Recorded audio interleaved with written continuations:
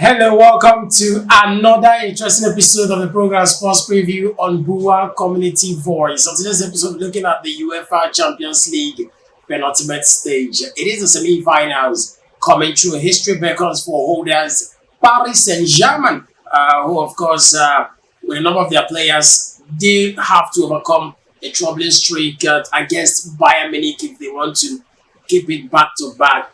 While Atletico Madrid impressive record against English sides will be seriously tested by an Arsenal side that beat them convincingly. That was in the league phase of this particular competition. So we'll be just diving into the first leg analysis, the preview analysis of the first game to tell you where to go to and where not to go to. You understand what I mean? When I say we, I'm not alone. My name is Oji of Yadodobolo. I am here with Chiwendo, and we will be doing justice to the UEFA Champions League first leg semi-final. I know you will have a very great time.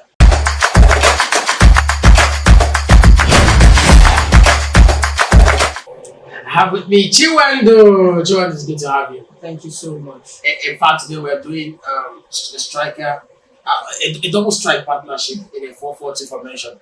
Obviously, and that's what it is. It's always interesting to talk to you about some of these great games coming through. You all know that the program is proudly sponsored by our friends at Max, but it's still www.maxbet.ng. And of course, amazing tip-offs going on there. So you can just visit to see things for yourself. Let's talk about it. This is the 16th UEFA meeting between Paris Saint-Germain and Bayern Munich, and all in the Champions League, with Bayern holding a 9-6 advantage, winning the last 5, interestingly, including the this season's 2-1 success in Paris. That was on March 4, if you can remember. So in their 3 knockout ties, Bayern prevailed in 2021-0, in 2022-2023 round of 16, 3-0 on aggregate, while it was the Paris side who advanced in the 2020-2021 season quarterfinals on away goals, but it ended 3-3 on aggregate draw. We all know that the aggregate scores do not include an away goal anymore. You know, Paris Saint-Germain, they've won only 3 of their last 11 UEFA Champions League matches against German teams, drawing 2 and losing 6. It's not an easy opposition to go to for the Paris Saint-Germain side to play against the German teams. When this game comes to light on Tuesday, the 20th of April in 2026, what are we expecting? I'm expecting that Vincent Company is in a more relaxed state right now. Mind you, they've won the Bundesliga. So, I mean, he can decide to shuffle players even at the weekend when they play. So, he's in a very comfortable state right now. His main players really give them some rest and rather use some of the second choice to go play the remainder of their league. So if he wants to do that, that's still fine because he has won the Bundesliga. So I think at this point in time, his main focus will be the UEFA Champions League. It's not going to be easy for the Paris Saint-Germain because, I mean, Luis Enrique is doing a good job with Paris Saint-Germain, but they have been struggling in the league. And like Bayern Munich, who has been doing so well in the league. So when the two of them come to play, I think the odds are going in the favor of Paris for Bayern Munich. The odds are going in their favor, but there is a little chances that you will not want to look down on Paris Saint-Germain. Luis Enrique, I know. I mean, they are the defending champions of the UEFA Champions League, so they want to fight to the finish. But I think Bayern Munich have more edge over Paris Saint-Germain right about now when it comes to form. When it comes to form, a little edge over Paris Saint-Germain for Bayern. But it's also important to look at what the papers are saying. In fact, if you look at the papers, it goes a long way to direct you. A lot of persons can also say that the papers don't play the game because we've seen teams come out to win games even as underdogs. Paris Saint-Germain facing German opposition in the Champions League semi-final for the 3rd time. You know, having beaten Leipzig 3-0 in the single leg tie in 2019-2020 before losing 2-0 on aggregate to Dortmund in 2023-2024. And we all know you can never compare Leipzig to Bayern. you can't even compare Dortmund to Bayern, especially at this time when they are rampant scoring over 100 You goals. can't. I mean, Harry Kane has in the more than Bundesliga. 50 plus goal just this season. No, you can't compare. So, but when you look at some of the things in line for them, Paris Saint-Germain victory would be their 100th in the Champions League proper, making them the first French club to reach the milestone. So first win in the competition was a 2-0 home success against Bayern in 1994-1995, and if you got a first win in 94-95, and it's just interesting to go and get your 100th win against same opposition. I feel like a lot of motivating factors are all around for Paris Saint-Germain to capitalize. The odds are in their favor right about now. The odds are in the favor. But like I said, most times the UEFA Champions League is different from the league format. Even though you will say that Bayern Munich too have not been disappointing in the UEFA Champions League. They have held their heads high in the UEFA Champions League to get to this stage. I mean, you could see what they did to Real Madrid. So you cannot take it away from them. But it's going to be a very entertaining game.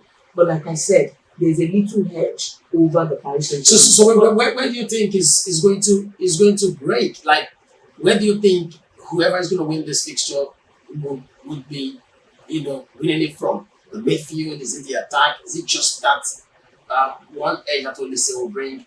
Are you looking at Nuno Mendes or maybe the brilliance that could come from the very young Paris Saint-Germain side? Where do you think the battle I think lies? the battle, you can't, if you look at the two sides, in defense, they have that same problem that Paris Saint-Germain have.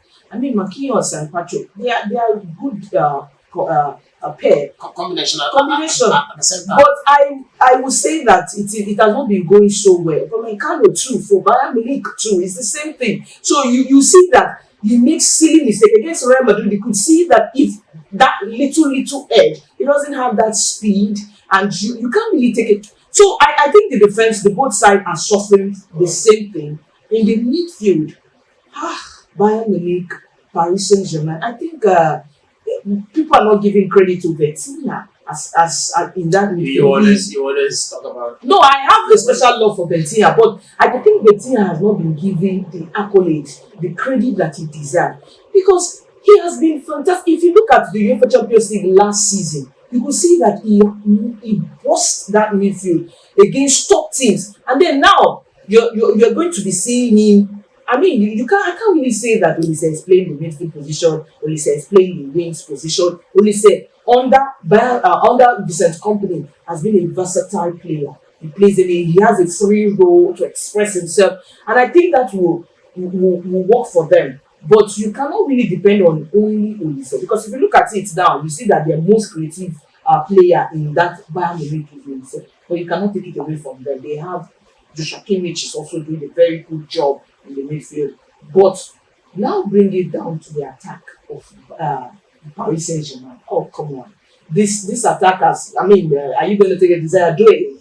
Young, very fast, Kvaratskhelia, very fast player. I mean, Ousmane Dembele. These are people that you cannot just look down. And Kane is a good attacker, 50 plus goal this season. But I think I will give it to Paris Saint-Germain. They will get it right from the attack, because they have solid and fast attackers. Solid and fast attack. Talking about attack, Serge Gnabry, it's a player who missing out for Bayern. Chesney, of course, is not making it to the Mundial, happening in US, Canada, Mexico because of the injury. He came out to actually announce that the thigh injury will be keeping him out of the World Cup. Of course, we have still sweating on the fitness of Lamine Yamal.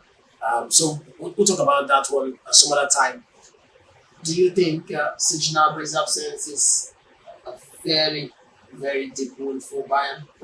Nah. I mean, he has been a good player for Bayern, but I will not really say that I have seen so much of his impact in the game in Bayern. I don't think so. I don't think they will listen. Okay, maybe, but let me tell you, he's gotten a couple of goals for the German national team in as much as over half a century appearances that he's got for the German side. A very well preferred player for the German coach. But let's talk about Nuno Mendes for the moment. In 23 years, 313 days, he could be called the youngest Portuguese player to play a proper 50 UEFA Champions League appearances, breaking the record of Cristiano Ronaldo, who did that at 24 and 83 days. I feel like with the league format now, the league phase format of the Champions League, records Play more games. must be broken. And I feel like even in the nearest future, like always opine, there will be more and more fixtures. And I feel like it's helping these boys become monster players now. I mean, At young age. at young age, they are going to break a lot of records because if you see the format that even the different associations are trying to create more games, more entertaining games for people to watch. I mean, this group format has really exposed a lot of young talent that people have And not also, really I feel seen. like it's helping be interesting. It's Not interesting, like but when we have the those players. sporting, you get to play some random. I think the players are not really finding it funny, but They earn it's so much. They should go and rest. what is we the They earn fans so here much. we're enjoying it. They earn I so mean, much. Pay me what you pay a footballer, and I'm playing every damn day. That is the fact. So we moving. Don't forget the program is still a sports preview on Bua Community Voice, partly sponsored by our friends at MaxBet. So let's get on to the next one. But let's get done with Bayern, who they've won 14 of their last UEFA matches against French opposition, losing just 2, and they've also won 6 of their last 7 away from home in these fixtures. So going away from home is not no threat, and I feel like coming back to finish the work at the Allianz Arena is something they would cherish. It's always good to play the second leg at home. I feel like it's one thing that's been established. Looking at how Bayern have fared against French opposition, you feel it's still another feather in their cap as a team to say, look, French opposition, no way, we're walking past it. And no, I don't think you want to do that to a Paris Saint-Germain team. You can't look. Mind you, they are the defending champions, and have they really proven that they are defending champions? Yes, they have. In the UEFA Champions League, getting to this stage, a defending champion, you can't really push them. They are not a walkover. As much as I want to give it to Bayern Munich and say, oh, they have a big hedge to win Paris Saint-Germain, but they will swell out to win against a particular team like Paris Saint-Germain, the defending champions, and a man that is handling that team, Luis Enrique. You can't take it away from him. You cannot take away from Luis Enrique. But to wrap it all off about this game between Paris Saint-Germain and Bayern Munich in the semi-final first leg of the Champions League coming through, Harry Kane is in the equation. In fact, he's 1 goal shy of getting a better goal scoring record that he did when he scored 11 in 2024-2025 season to take it just a step further. I feel like he's enjoying his time at Bayern. And some supporters are saying, look, if he wins the Champions League and gets verified in the World Cup, how about a Ballon d'Or? Of course, Harry Kane has proven it. You know, when people say that the German league is a farmers league, I need to bet to disagree, because I mean, you're looking at a farmers league that have got into the semi-finals of the UEFA Champions League. And not once they've been in the final. I can remember in 2012 against Chelsea, they were in final in 2013 where they were champions. Look, you can see. You know, when people say it's a former league, and then you now look at Harry Kane scoring more than 50 goals, and they say, oh, because he's played in the Farmers League. I mean, Harry Kane has proven himself. He has played in the Premier League, one of the top league in both, because to me, they are not the best league in the world, but I mean, when you look at it on the papers, EPL is the biggest. So, for a man that have played in the EPL and won, what a Tottenham Hotspur team. I mean, you give the man his credit. Harry Kane is in his form of his life right now. And I kind of feel like England should not disappoint him. Under Thomas Tuchel, maybe there is going to be a difference because there is a syndrome. Maybe what is happening to Arsenal, like it's happening to England. I will not say more than that. But we all know that in football, I feel like the English team have come to a maturity stage. We have a mixture of experience, young talents, and zeal.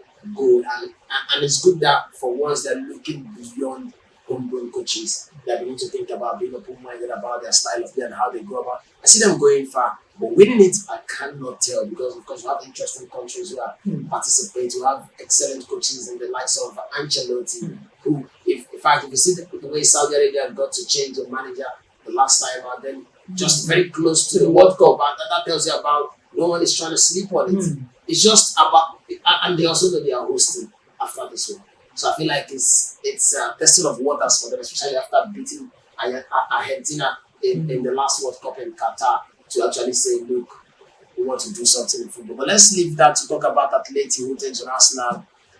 This is only the fourth UEFA Champions League meeting between Atleti and Arsenal, following that Atletico Madrid's 2-1 aggregate win in the 2017-2018 Europa League semi-final. 1-1 in London and 1-0 in Madrid. In fact, Arsenal were 4-0 home victory on match day 10 of this season's Champions League.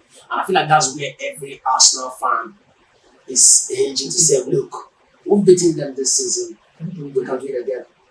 But I feel like the camp in North London is gloomy. The camp is not looking. The camp in West London, I beg your pardon, is gloomy. It's not. It's the North London. It's gloomy. They are not where they used to be.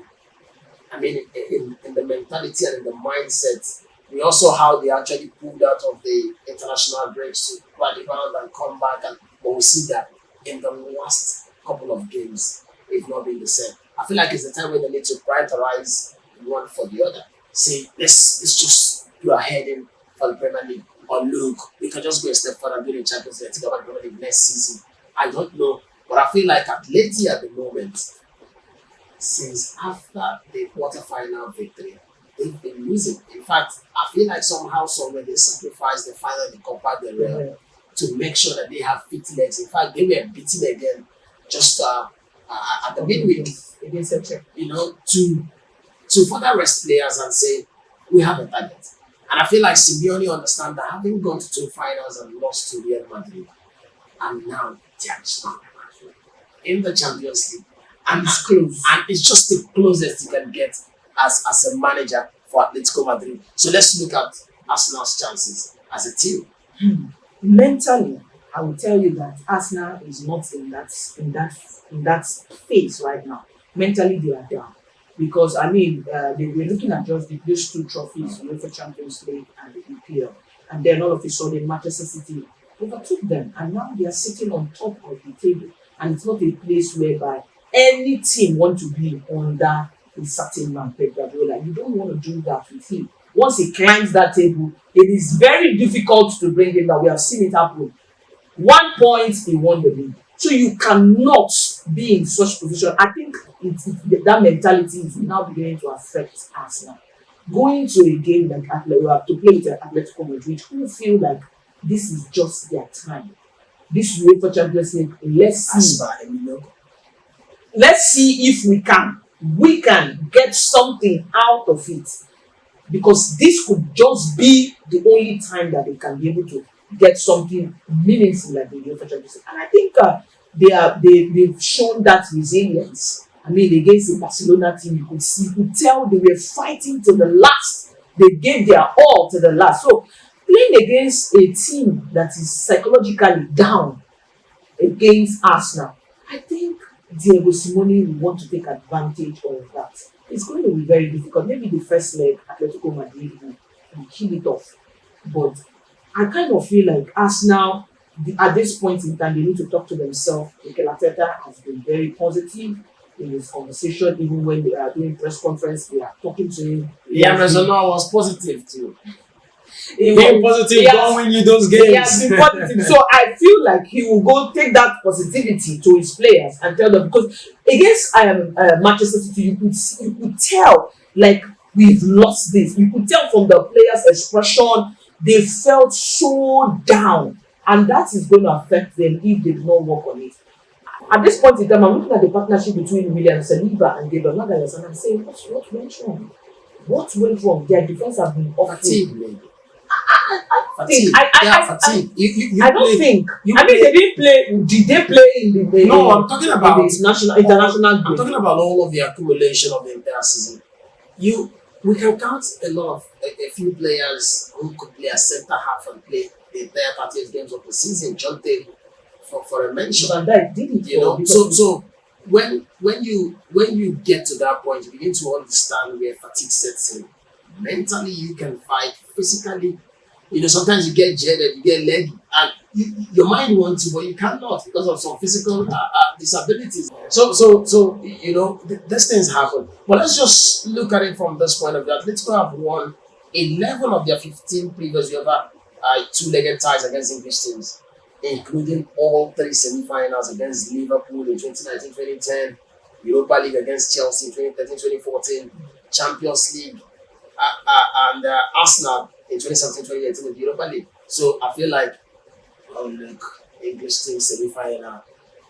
I don't think so. I think maybe, like I said, if they can, this Arsenal team can get themselves back on track. I think Arsenal is not a pushover. They cannot be pushover. If you look at it originally on paper, Arsenal have more edge against Atletico Madrid. The players, the mentality, the squad depth. I mean, which squad depth do Atletico Madrid have?